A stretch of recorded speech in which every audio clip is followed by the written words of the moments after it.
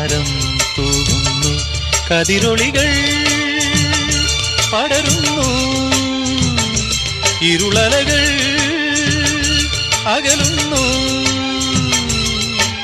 പുലർന്നു പുലർന്നു തെളിഞ്ഞു തെളിഞ്ഞു ചുവന്നു തുടുത്ത മാനം നോക്കി കൂട്ടിൽ നിന്നും മേട്ടിൽ വന്ന പൈങ്കിളിയല്ലേ, തൂവെളിച്ചം കോരി നിൽക്കും പൂക്കണിയല്ലേ.